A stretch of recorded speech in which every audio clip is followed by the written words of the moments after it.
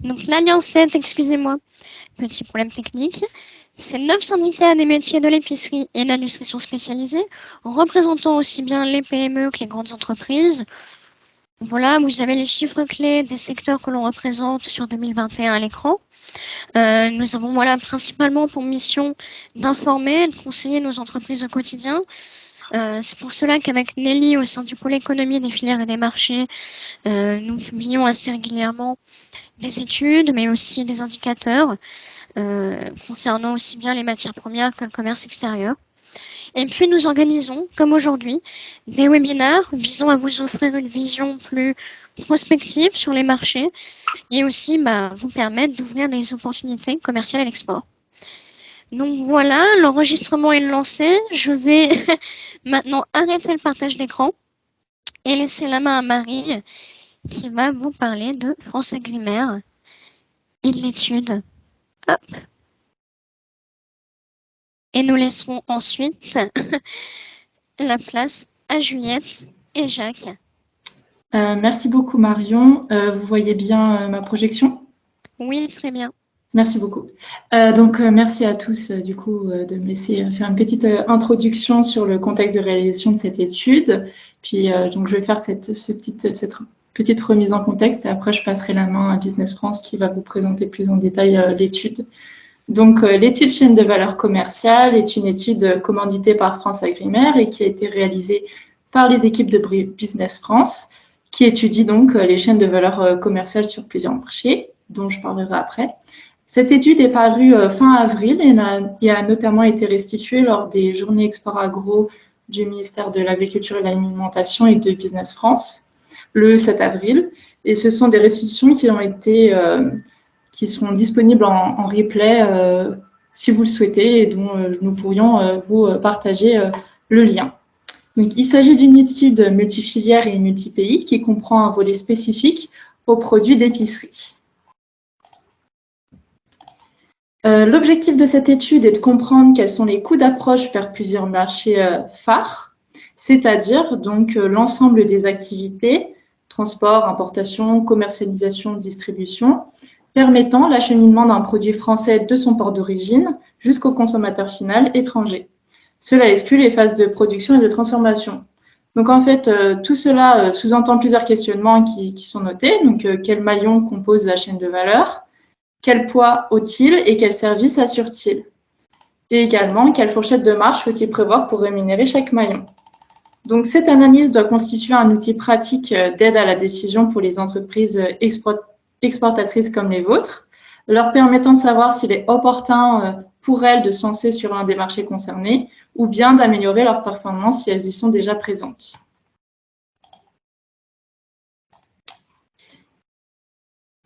Et donc, pour finir, cette étude se concentre sur 3 marchés considérés comme porteurs, les marchés chinois, allemands et américains, qui sont parmi les premiers clients de la France et qui représentent du coup des gros marchés pour les produits d'épicerie. Donc aujourd'hui, Business France va vous présenter les chaînes de valeur commerciale sur le marché américain en faisant un focus sur les produits d'épicerie et plus particulièrement les produits sucrés.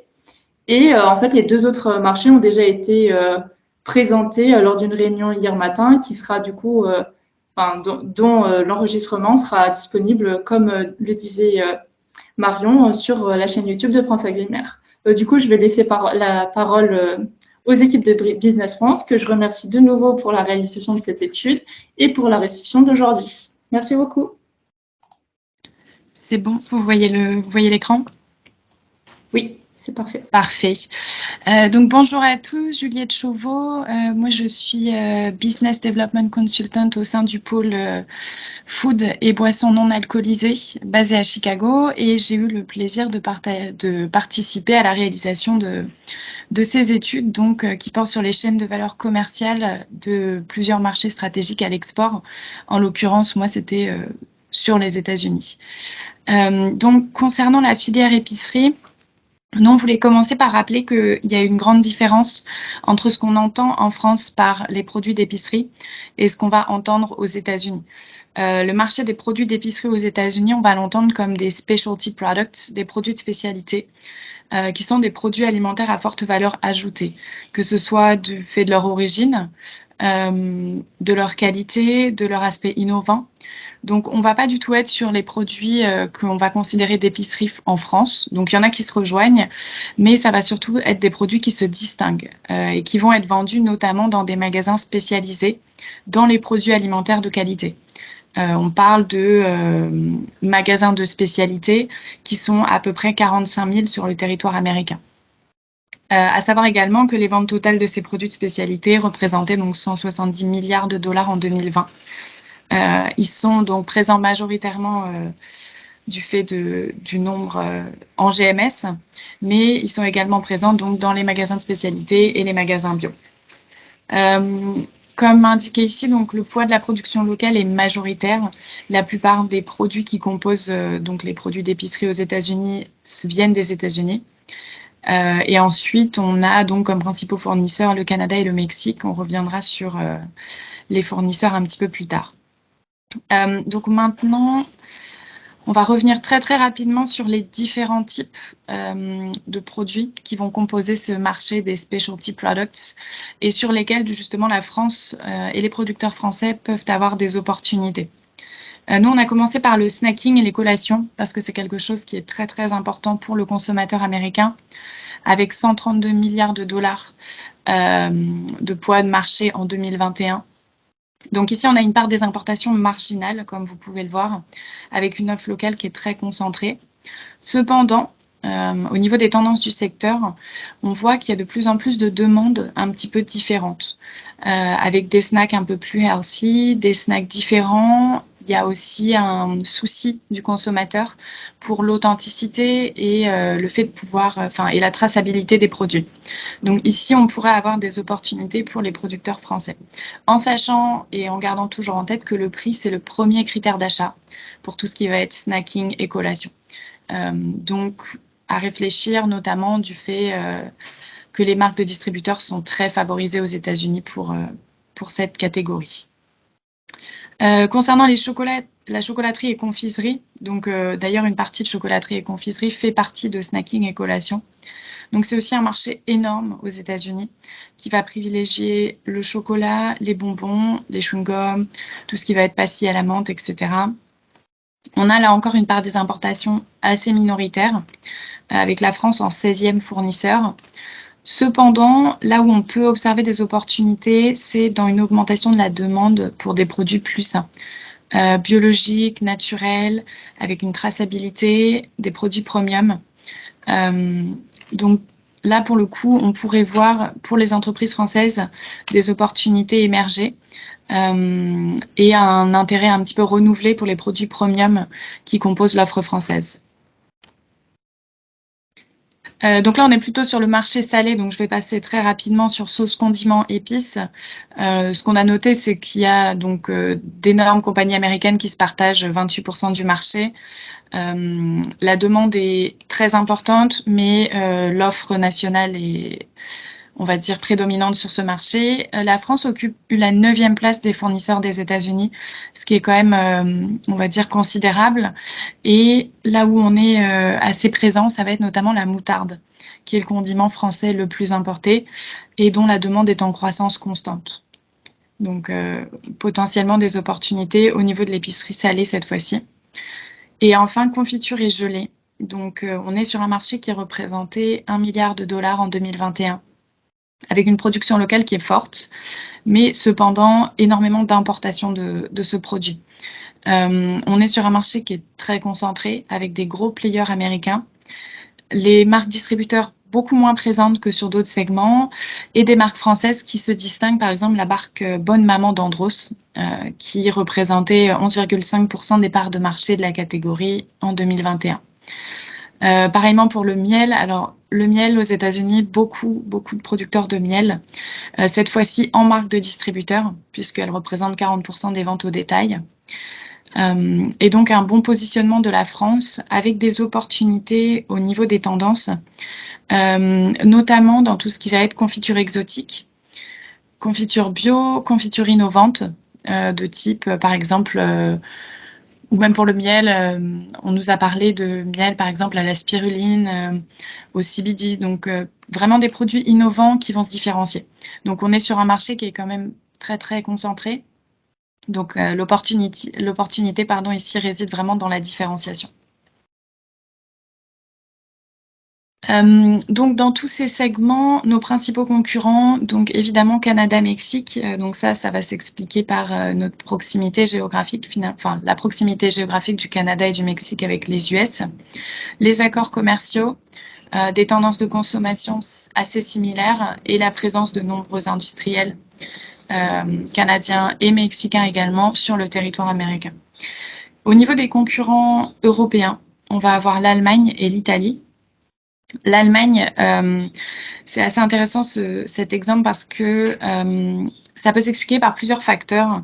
Déjà, l'importance des salons allemands qui sont très visités par les acheteurs américains, beaucoup d'industriels allemands sur le marché aussi, des produits qui sont très appréciés. Et pour l'Italie, on va être plutôt sur une politique très agressive de soutien des exportateurs et de promotion des produits. On voit des produits italiens d'épicerie absolument partout. On a aussi nombre détaillants qui sont spécialisés en produits italiens, une demande croissante. Donc, on est vraiment sur des concurrents très, très présents et très organisés. Donc, on avait réalisé ce SWOT aussi dans le cadre de l'étude.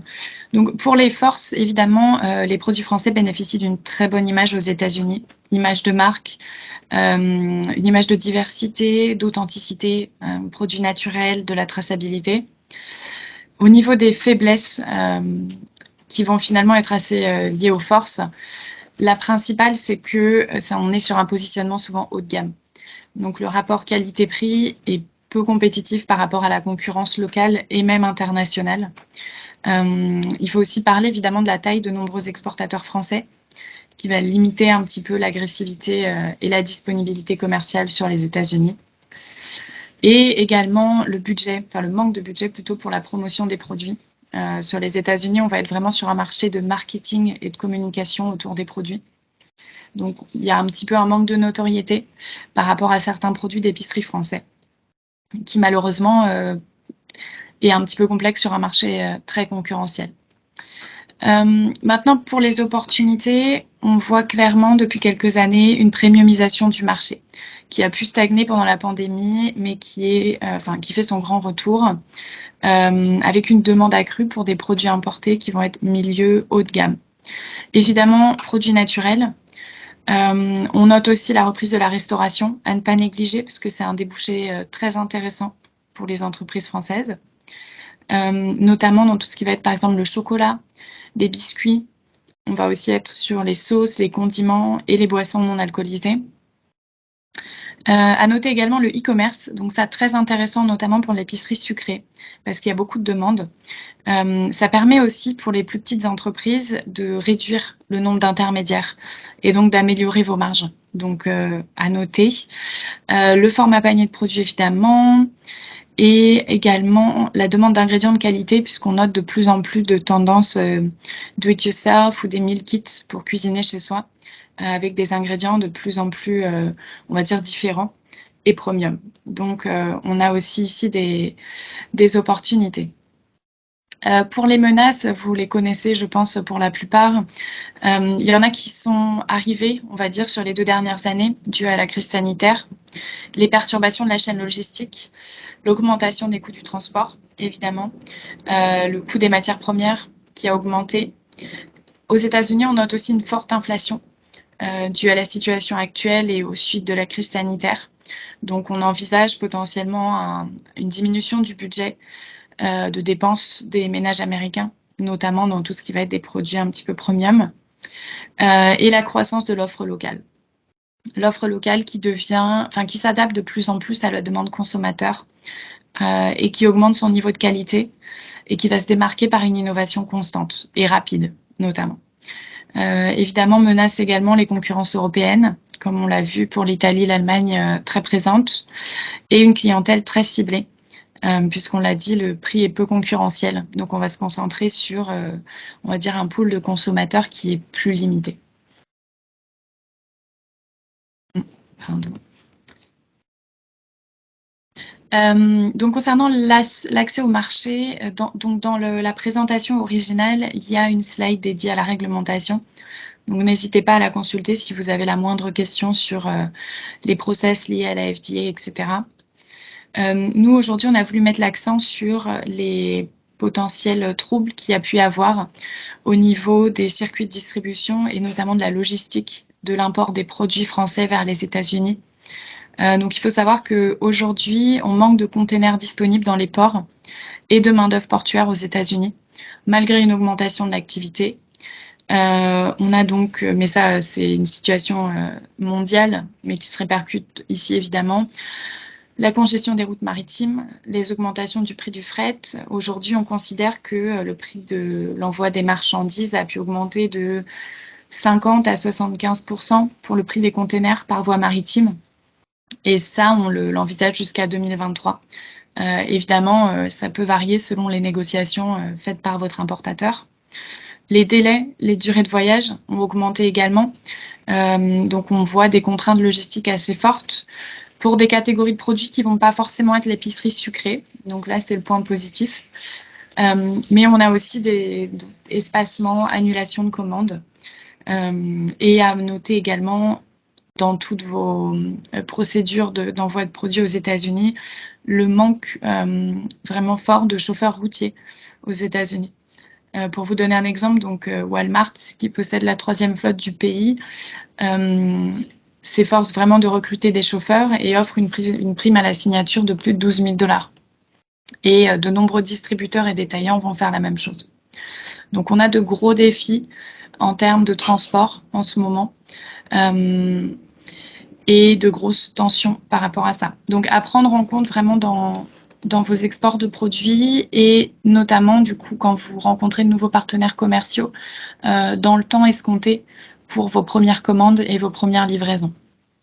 On vous a mis en bas de cette slide les incoterms les plus utilisés pour le transport de produits alimentaires vers la France, enfin depuis la France vers les États-Unis, avec quelques commentaires et recommandations par entreprise.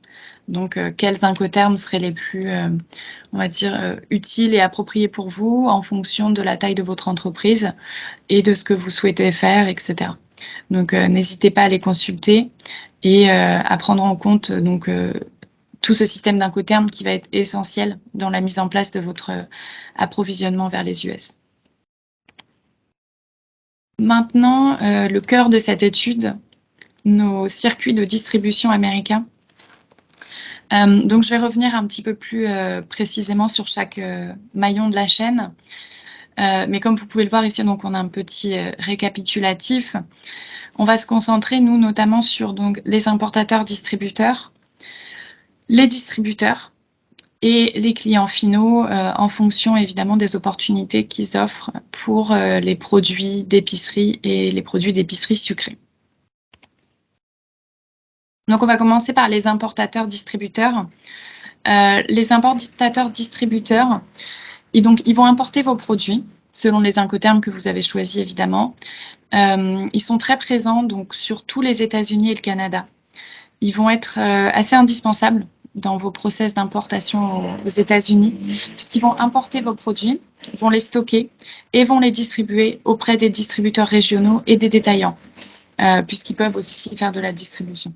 Ils possèdent généralement leur propre flotte de camions et donc peuvent effectivement vendre directement aux détaillants, sauf aux supermarchés et hypermarchés. Ils vont être spécialisés plutôt en catégorie de produits, donc ça c'est intéressant aussi, ou en filière de distribution, en origine particulière. Par exemple, vous allez avoir des importateurs spécialisés en produits italiens ou français, ou en spécialité alimentaire, ou même en produits de niche pour certains.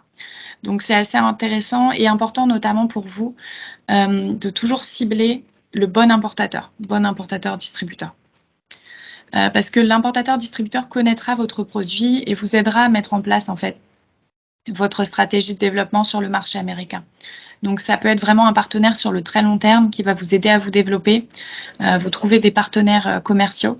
Donc c'est essentiel dès le départ de trouver quelqu'un en qui vous avez confiance et avec qui vous pourrez travailler sur le long terme.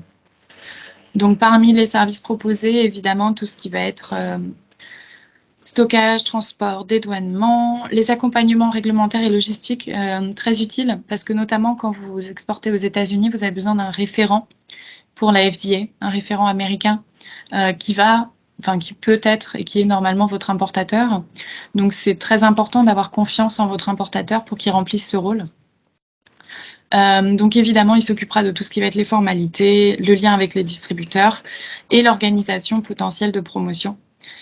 Sur ce type d'acteur, on est entre 15 et 20% de marge. À noter également, ça on fera un petit récapitulatif sur les marges. Et importateurs, donc qui vont avoir la même mission que les importateurs distributeurs, à l'exception que les importateurs seuls ne vont pas distribuer. Ils vont stocker les produits et les importer depuis la France. Et donc les produits sont dans leurs entrepôts et sont mis à la disposition des distributeurs qui viennent les chercher avec leur flotte de camions. Donc ils ne possèdent que les entrepôts et externalisent le transport des marchandises. Donc eux, pareillement, spécialisés en catégories de produits, en origine, en spécialité. Et il va y avoir aussi avec eux l'organisation de promotion. Donc dans les deux cas, on est sur vraiment un maillon essentiel, potentiellement le plus important puisque c'est celui qui va plus ou moins faire ou défaire votre introduction sur le marché américain. Pour l'importateur seul, on va être entre 15 et 30% de marge.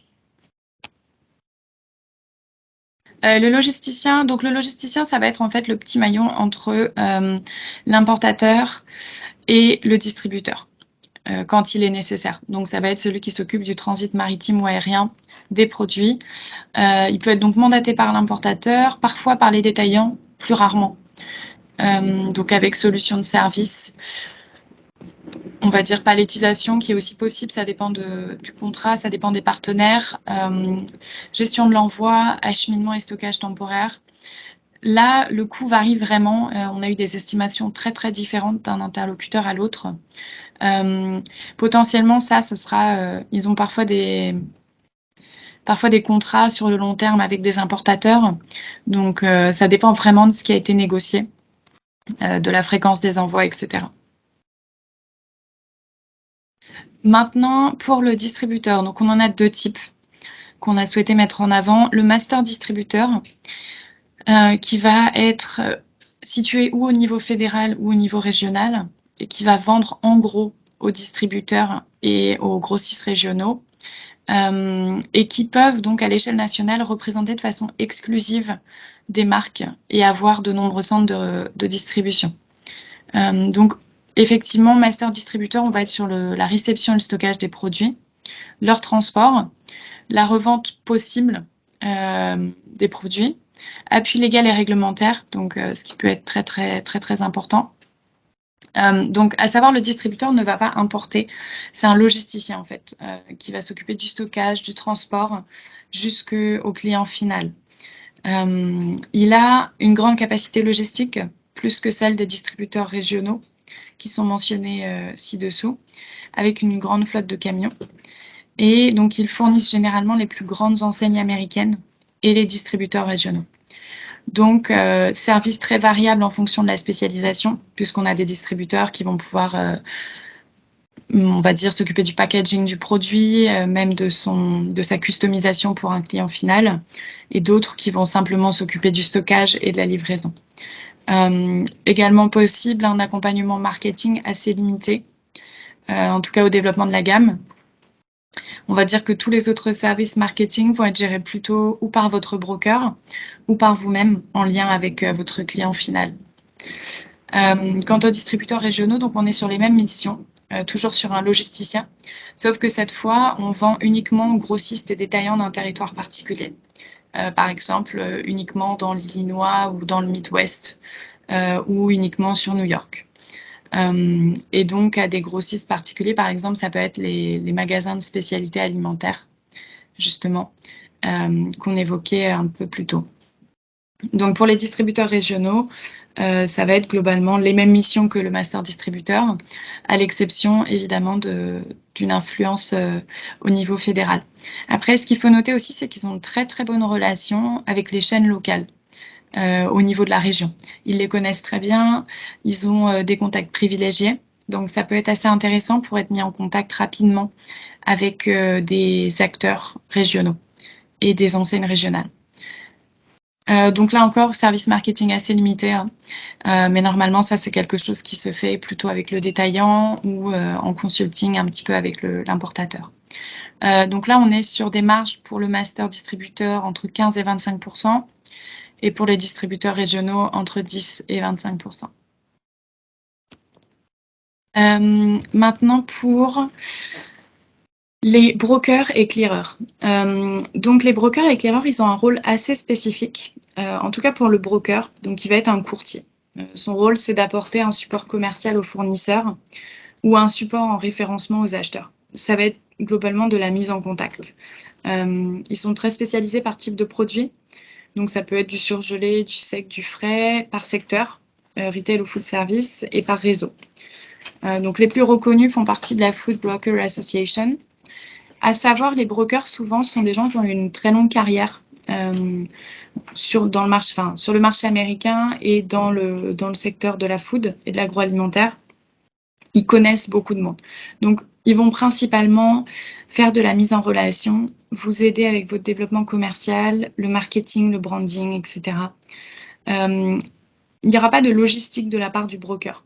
Ça va être vraiment vous accompagner sur votre prospection.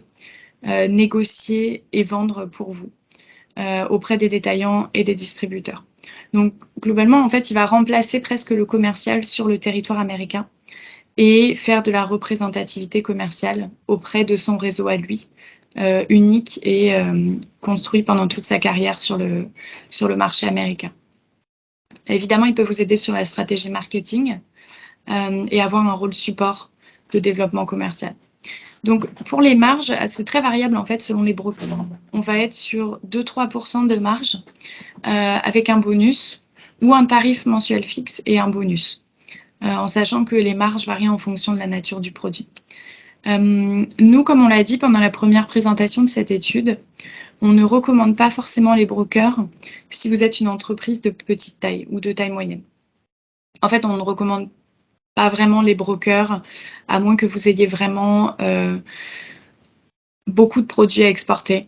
Parce que évidemment, le broker qui fonctionne au bonus va privilégier, on va dire, les quantités à la qualité.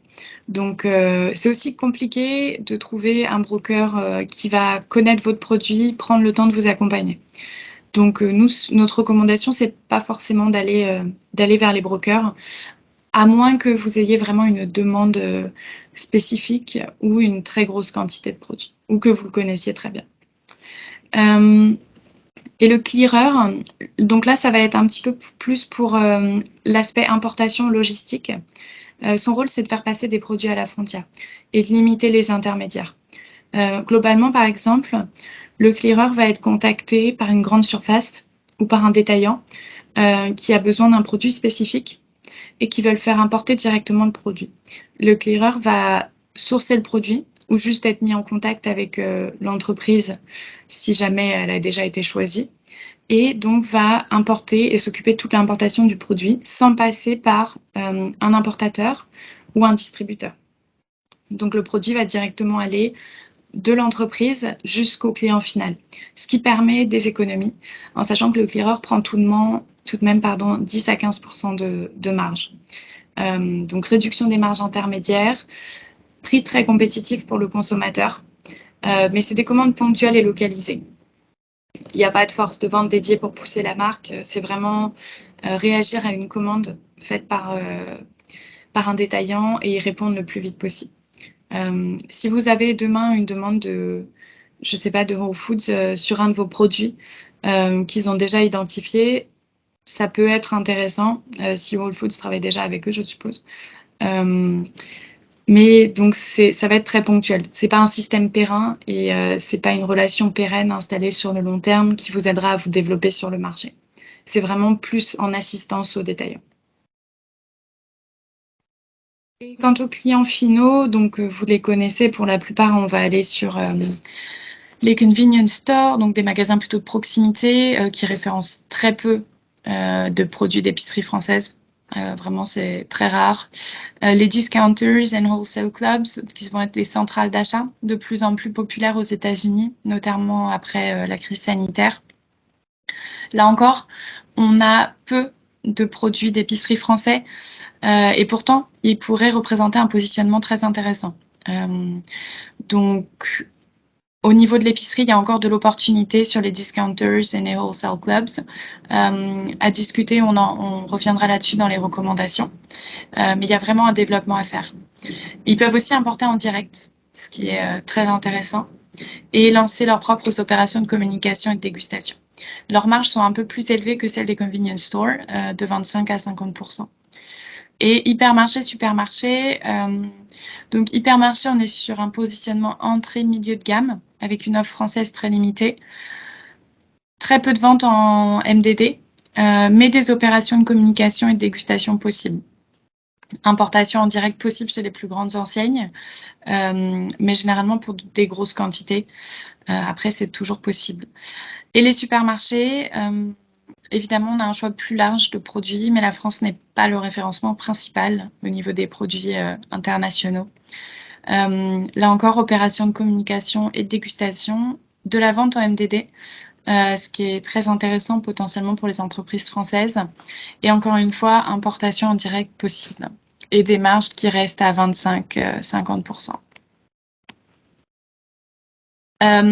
Autres clients finaux, évidemment, vous avez la restauration. On a beaucoup de restaurants aux États-Unis qui sont milieu et haut de gamme, notamment milieu urbain. Les restaurants gastronomiques et français peuvent proposer des produits d'épicerie français qui ne sont pas disponibles en GMS. Donc, ils peuvent importer à travers des distributeurs des produits d'épicerie qu'ils ajoutent à leur cuisine ou qui vont directement être proposés aux consommateurs. Parfois, il y a des petites boutiques aussi dans les restaurants. Donc, ça peut être un débouché intéressant si vos produits sont faits pour le food service. Les commandes sont réduites, évidemment, mais c'est un intérêt pour des produits plutôt de niche qui sont peu distribués. Ça donne aussi la possibilité d'organiser des opérations de promotion, notamment dans les marketplaces, ce qui peut être très intéressant. Par contre, on va être sur des marges de 50 à 70%, ce qui n'est pas négligeable. E-commerce, donc comme je le mentionnais, plutôt vraiment intéressant comme débouché, ça s'est vraiment développé. On voit aujourd'hui une vingtaine de sites spécialisés, hors les géants du e-commerce, qui pourraient être intéressants pour les entreprises françaises de l'épicerie. Donc on est sur de la vente en ligne, mais une très très large sélection de produits européens. Vous pouvez presque trouver, vous pouvez tout trouver sur le site de e-commerce maintenant en produits européens, beaucoup de produits français. Donc ils s'occupent du stockage et de la livraison, pas de l'importation. En tout cas, peu d'entre eux s'occupent d'importation. Ils vont être en partenariat avec des services tels que UPS pour la livraison. C'est très efficace, les livraisons régulièrement proposées en moins de 24 heures. Produisent aussi des newsletters, des outils de communication, peuvent vous aider dans votre approche du marché américain. Tout ce qui va être jeux concours, concours également sur les réseaux sociaux, Instagram, etc. C'est très développé. Et également les opérations de communication spécifiques lors des fêtes, par exemple les paniers de produits pour Noël, la fête des mères. Donc ça permet vraiment, si vos produits sont de niche, pour tout ce qui va être produits de qualité, traçabilité, etc., de toucher le consommateur américain qui est intéressé par ce type de produit directement. Donc ça peut être très intéressant et permettre un développement assez rapide. Et enfin, les magasins spécialisés, donc les de specialty products, qui sont en plein boom aux États-Unis, avec une large sélection de produits d'épicerie haut de gamme importés. Grande connaissance des produits dans ces magasins, avec des consommateurs qui sont fidèles aux enseignes et renseignés. Donc ça peut vraiment, pour nous en tout cas, on considère ça comme un débouché très intéressant pour les entreprises de l'épicerie française. Évidemment, tout ce qui va être les services de stockage et vente sont assurés. Pareillement, newsletter, outils de communication, opérations de promotion, dégustation, plus les événements. Donc c'est vraiment des magasins qui vont chercher le type de produit que vous pouvez proposer, car leurs consommateurs les cherchent aussi en fait. Donc c'est des magasins aussi qui vont être ouverts à l'innovation, sensibles aux produits naturels, aux nouvelles recettes. Donc ça peut être très intéressant. Vous avez autant d'ailleurs des grandes enseignes sous la bannière des magasins spécialisés qui regroupent des centaines de magasins que des enseignes plus limitées qui vont être plus locales avec 2 ou 3 magasins. Donc ça peut être très intéressant pour se lancer. Donc nos recommandations par rapport à ce qu'on vient de se dire, évidemment, la première, ça serait de connaître et de s'adapter aux caractéristiques du marché américain. À savoir bien connaître le marché américain, que ce soit le système d'importation, de distribution, tout ce qui est logistique, les prix, les tendances, etc. On recommande vraiment d'avoir, pour les entreprises qui souhaitent se lancer, suffisamment de ressources humaines et financières à l'export, parce que ça demande évidemment énormément de travail et d'investissement, du temps aussi, puisque pour être référencé dans des enseignes américaines, ça peut vous prendre très longtemps. On a des exemples, ça peut prendre entre 6 mois et 18 mois. Donc, ça va prendre du temps et ça va être un suivi constant. Nous, on vous encourage, pour les produits de l'épicerie, notamment sucrés, à privilégier une approche régionale. En sachant que les US, c'est un marché très vaste, avec des coûts logistiques très très chers. Donc, potentiellement pour vous, une approche régionale et une politique de prix régionale, ça serait intéressant, potentiellement. Et ça vous permet de vous lancer à petite échelle, de faire un test de vos gammes et de vos produits avant de pouvoir répliquer sur plusieurs États et voire sur tous les États-Unis. Au niveau du choix des partenaires et des canaux de distribution, donc on vient de les évoquer. Évidemment, chaque partenaire a ses plus et ses moins. Il s'agit pour vous donc de trouver les bons maillons en restant cohérent avec la taille de votre entreprise, évidemment, et vos volumes disponibles. Les volumes disponibles, c'est très très important parce que, par exemple, vous n'allez pas aller vers un distributeur, vers les plus gros distributeurs si vos volumes ne suivent pas. Ils vous en demanderont trop et il y aura des problèmes pour honorer les commandes. Donc, il vaut mieux travailler avec un importateur et un distributeur en qui vous avez confiance, qui connaissent vos volumes disponibles et qui seront capables de vous renseigner sur ce qu'il est possible de faire. Évidemment, le choix du canal de distribution, l'adaptation des produits, du packaging, du prix, de la com à la demande américaine. Et ça devra se faire aussi en fonction du canal retenu. Nous, on vous recommande d'envisager de privilégier le marché des spécialités alimentaires, dont on a parlé plusieurs fois, puisque les produits français en fait d'épicerie sont très adaptés à ce marché. On les considère, et le consommateur américain les considère comme des produits de qualité supérieure. Donc, ça peut être un marché très intéressant pour eux. C'est un marché d'ailleurs qui augmente et qui grandit et qui a généré 170 milliards de dollars en 2020, donc ce qui n'est pas négligeable. Également, gardez vraiment en tête qu'une marque qui va être milieu de gamme en France peut, du fait des coûts de distribution, devoir se positionner comme haut de gamme sur le marché américain. Donc finalement, le positionnement que vous avez en France pour vos produits et même dans d'autres pays européens pourra être complètement différent sur le marché américain. Donc, si vous vous situez sur la GMS en France ou en Europe, vous pourrez devoir considérer de passer au magasin bio ou au magasin de spécialité aux États-Unis pour pouvoir pallier aux coûts de distribution et de logistique. Et enfin, on ne le dit jamais assez, promouvoir votre offre, avec un choix des produits. Donc, concentrez-vous sur quelques marques produits clés plutôt que sur de larges gammes. Parce que aux États-Unis, c'est très cher le marketing et en même temps, c'est essentiel. Donc, il vaut mieux avoir une approche concentrée sur quelques marques et produits pour pouvoir les faire découvrir plutôt qu'un grand nombre de références que vous ne parviendrez pas à promouvoir. Évidemment, organiser des dégustations, se rendre sur des salons, c'est essentiel. Rencontrer des partenaires potentiels et approfondir toujours votre connaissance du marché. Et évidemment, la mise en place d'actions de marketing. Ça, c'est obligatoire sur le marché américain. Il faut faire connaître vos produits dans les retailers, dans les newsletters. Partout où vous pouvez, il faudra faire connaître vos produits pour sensibiliser les consommateurs américains. Et pour finir, donc, je vais revenir très rapidement sur notre étude de cas, en sachant que nous, on a travaillé sur la moutarde, mais là, dans la mesure où on parle de l'épicerie sucrée, je ne vais pas revenir en détail sur la formation des prix. Ce qui est intéressant, c'est que elle sera globalement la même pour des produits d'épicerie sucrée. On aura un facteur multiplicateur entre le départ d'usine en France et l'arrivée chez le consommateur final entre 2 et 3. Ce qui est conséquent et ce qui est vraiment à prendre en compte dans votre stratégie de développement sur le marché américain. C'est-à-dire que, par exemple, pour la moutarde, on avait une hypothèse basse au départ de France de 6,88 $ au kilo et qu'au prix moyen au stade de la consommation finale, le prix moyen allait s'élever à 14,39 $. Et pareillement pour l'hypothèse haute, on passait de 9,59 $ à 30,80 $ le kilo. Donc vraiment à prendre en compte dans votre stratégie export tout ce qui va être les marges et ce que votre produit, le prix que votre produit coûtera une fois qu'il sera arrivé aux États-Unis. Parce que ça vous permettra ensuite de cibler les bons détaillants et donc les bons distributeurs et donc les bons importateurs. Et c'est tout pour moi, il me semble.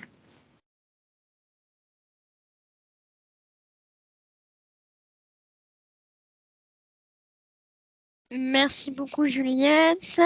Est-ce qu'il y a des questions concernant ta partie ou pas?